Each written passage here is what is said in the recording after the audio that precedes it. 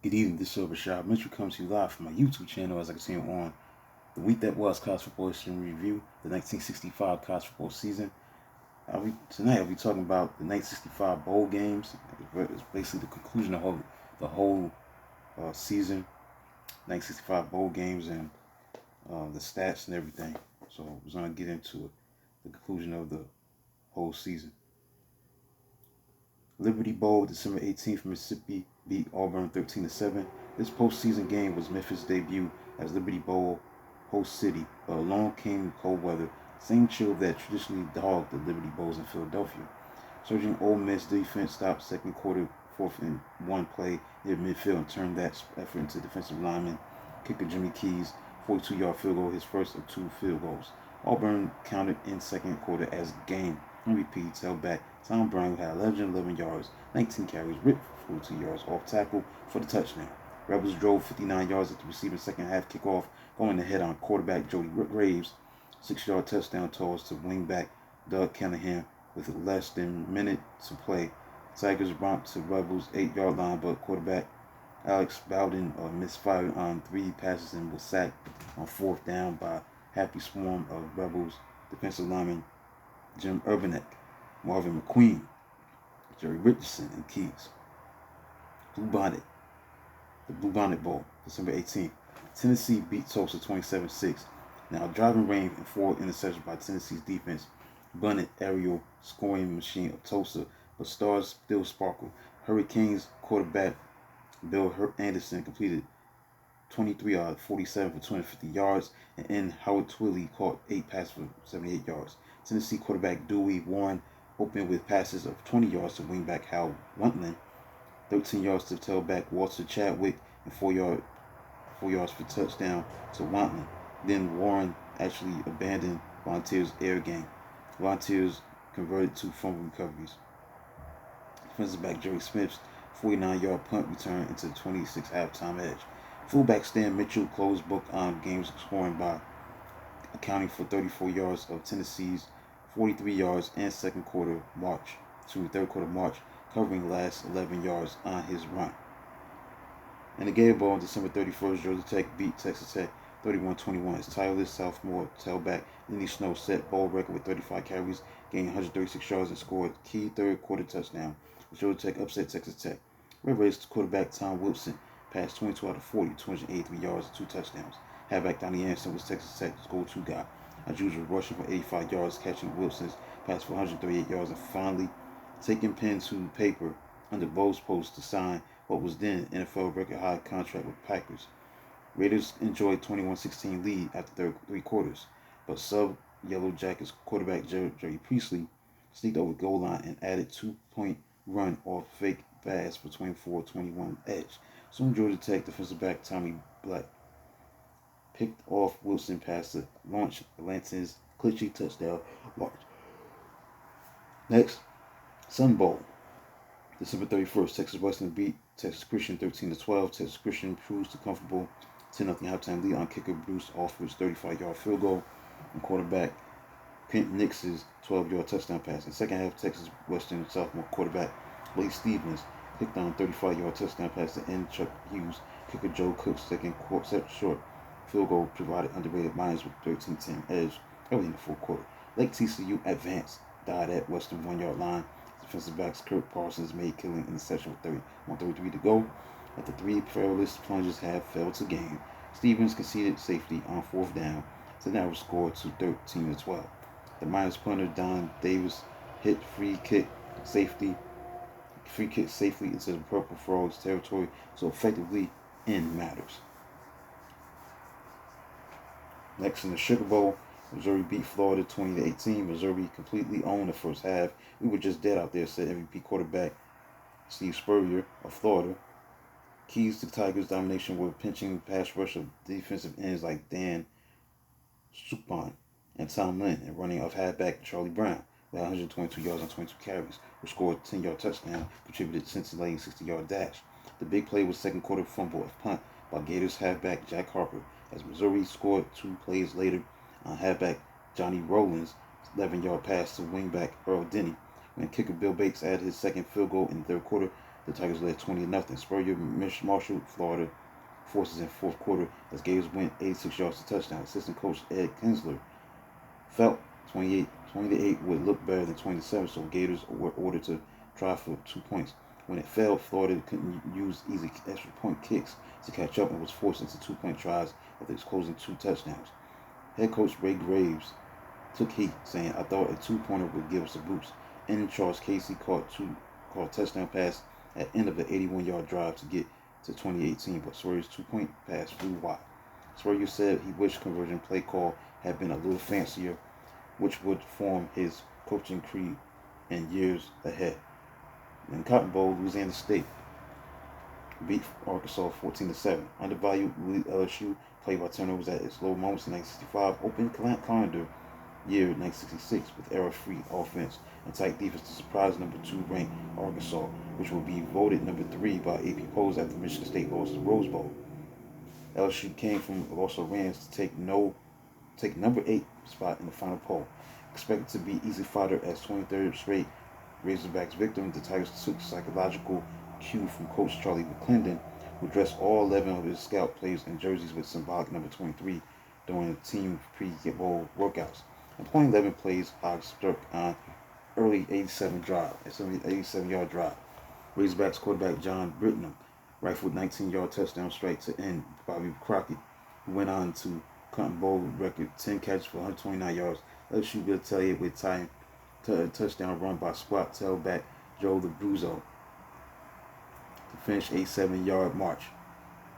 Before halftime, Britton injured his shoulder, and sub-quarterback Ronnie South, cold off bench, lost fumble on his second snap on Parker's 35-yard line. D'Abruzzo tallied what would turn out to be the winning touchdown behind block of left tackle David McCormick, voted game's most outstanding lineman with 18 seconds to go before halftime. LSU had pounded away at same stall spot on right side of Razorbacks defensive front on 16 of 18 running plays on its 2 touchdown drives. As much as anything, the Tigers' run strategy awarded brilliant Lloyd Phillips at left tackle. Britton returned to lead 2 long fourth quarter drives that was spoiled at Tigers' 20-yard line by defensive back Jerry Joseph's sideline interception at 24-yard line. Defensive tackle George Rice sacked Britton just before the game's clock expiration. Next, the Orange Bowl, Alabama beat Nebraska 39-28.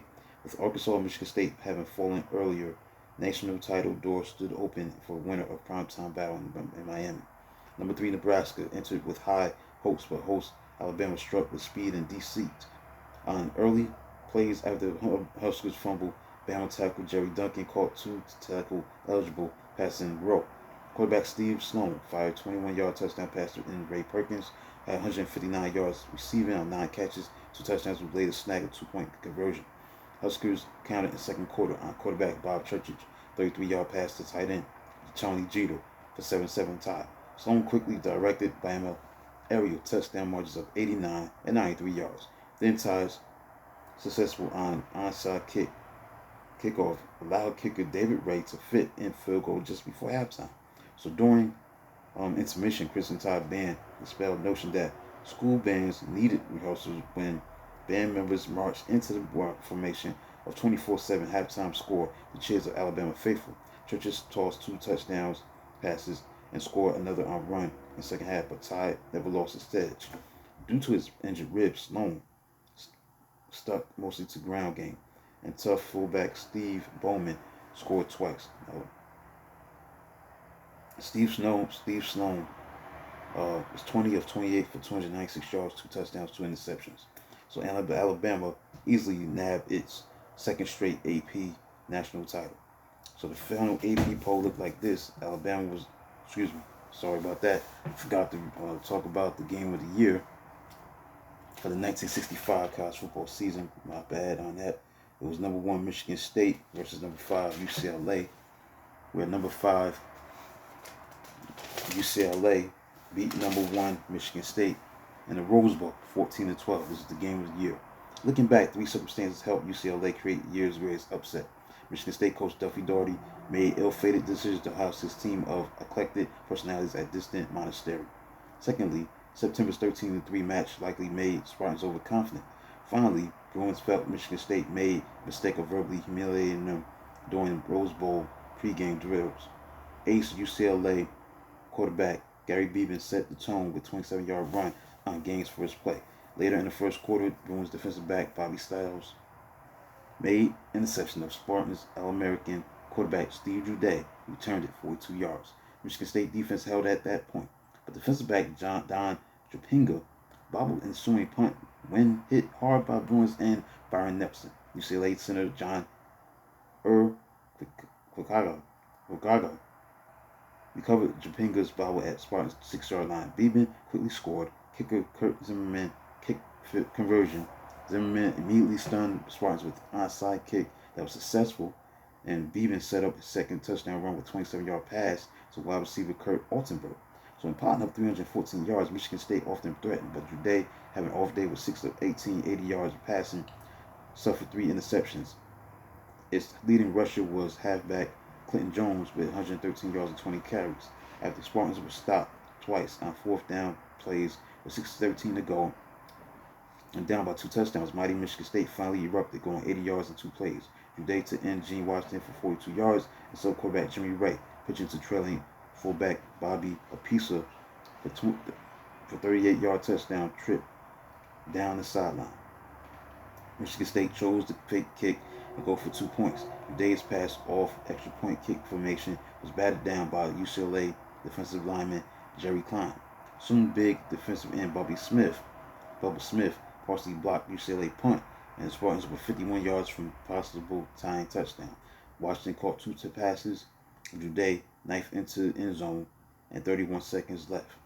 Pisa tried a 2-point run with pitch out, but was bumped by defensive end Jim Coletto and linebacker Dallas Ryder.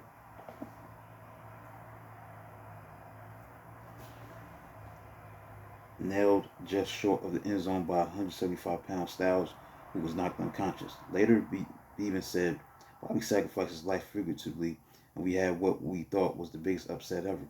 The Bruins' victory was awfully close to the biggest upset of the 1960s. So that includes a look at the college football season as a whole. For 1965, the AP poll looked like this.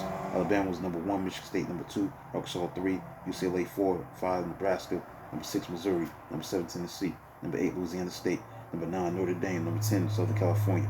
The top performance formula for the season of 1965 was Michigan State at number 1. The top opponent's record for 1965 was number 1, UCLA. 1965 out of conference records, the best record was the AAW conference with a 29-10-4 record, 1-0 in the bowl season. 1965 individual statistical leaders, the rushing yards, Mike Garrett led the nation in rushing with Southern California, 267 yards attempts. 267 attempts on 1,440 yards, averaging 5.4 yards per carry. That's for Mike Garrett. 1,440 yards, 267 carries, averaging 5.4 yards per carry. The passing yards, Bill Anderson of Tulsa led the nation with completions 296, attempts 509, yards 3,464, and completion percentage was 58.2. As far as receiving yards, it was Howard Twilley. He had 134 catches for 1,779 yards. So let's look at the 1965 consistent All-American team. On offense, at end, Howard Twilley of Tulsa, Freeman White of Nebraska, the tackle Sam Ball, Kentucky, Glenn Ray Hines, Arkansas, the guards Dick Arrington of Notre Dame, Stas Milosavsky, Princeton, the center Paul Crane, Alabama, the backfield quarterback Bob Greasy of Purdue, running backs Donnie Anderson of Texas Tech, Mike Garrett, Southern California, Jim Grabowski, Illinois. The defense ends Aaron Brown, Minnesota, Chuck Charles, Bubba Smith, Michigan State. The tackles Walt Barnes, Nebraska, Lloyd Phillips, Arkansas. The guards were Bill Yearby of Michigan, Carl McAdams of Oklahoma. The linebackers was Tommy Nobis of Texas, Frank Emanuel of Tennessee. In the defensive backfield, George Webster of Michigan State, Johnny Rowland, Missouri, and Nick Rosas, Notre Dame. The Heisman Trophy vote went to Mike Garrett, the senior tailback of USC, with 926 votes. Second was Howard Twilley, the senior end of Tulsa, with 528 votes. Jim Grabowski, the senior fullback of Illinois, 481 votes. Donnie Anderson, senior halfback, Texas Tech, 408 votes. And the junior halfback of Syracuse, Floyd Little, finished with 287 votes. Other major award winners for 1965, Maxwell Player of the Year Award, Tommy Nobis, senior linebacker of Texas.